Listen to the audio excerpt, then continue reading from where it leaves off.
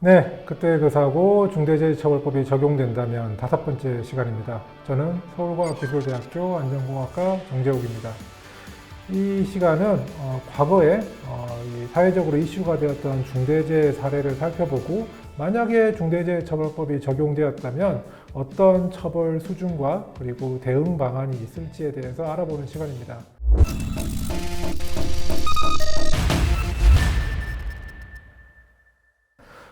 이 소개해 주실 분은 법무법인 광장 소속의 신인재 전문위원님이십니다. 네, 안녕하세요. 반갑습니다, 교수님. 예.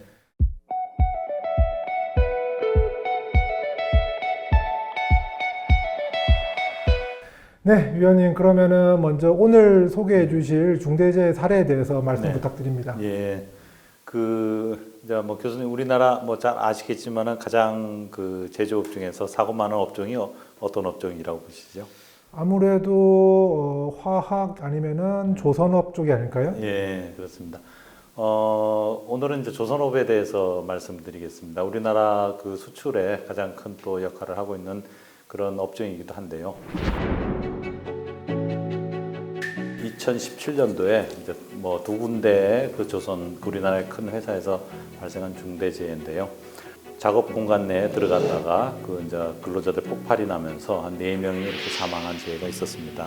그 당시 또 그 뭐 5월 달에는 또 그 조선소에서 그 골리앗 크레인을 사용해 가지고 작업을 하다가 또 골리앗 크레인이 그 붕괴가 되면서 또 6명의 근로자가 사망하고 또 다치는 이런 큰 사고가 두 건이 발생한 사례가 있습니다. 네, 그렇다면은 지금 설명해 주신 조선업에서의 두 가지 폭발 사고와 그리고 타워 크레인 사고, 저도 기억나는 게 2017년도에 이 타워 크레인 사고는 굉장히 사회적으로 큰 이슈가 되었고, 그리고 그해 특히나 또 이 타워 크레인 사고가 많아서 또 이 건설기계관리법이라는 또 별도의 법까지 생길 정도로 굉장히 사회적으로 이슈가 되었던 해였던 걸로 기억나는데요. 네, 그러면은 이 사고들에서는 그러면은 중대재해처벌법 중에서 어떤 조항 위반이라고 좀 구체적으로 좀 설명해 주실 수 있을까요? 이제 중대재해처벌법 보시면은 그 4조 2호에 위험 요인을 파악하고 또 그것을 개선하는 이런 절차를 마련해 갖고 이행을 하도록 하고 있습니다. 또한 이제 5호에는 그 관리 책임자 등에게 정확한 업무를 부여해 가지고 그 안전 관리가 작업 중에 이루어지도록 이렇게 요구를 하고 있습니다. 사고 조사에 대해서 이제 조사 분석을 한 결과 그런 위험성에 대한 정확한 평가가 이루어지지 않고 또는 개선 조치 없이 작업장에 작업자들이 이제 투입이 됐고 또 기계가 운영되는 사실이 확인이 됐습니다. 따라서 해당 법조 위반으로 해가지고 경영 책임자가 처벌받을 수 있는 가능성이 높습니다.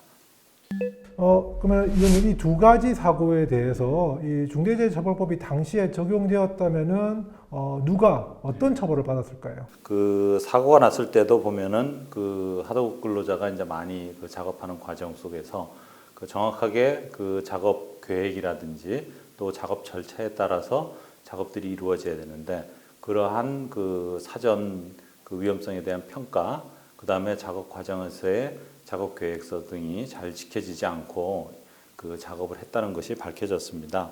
그래가지고 만약에 이제 현재 지금 중대재해처벌법이 적용이 된다 그러면은 그런 이제 도급인을 그 수급인 근로자를 사용해서 작업한 그 원청회사 그 조선업체에 대해서 그 중대재해처벌법이 바로 적용될 거로 이렇게 생각이 됩니다.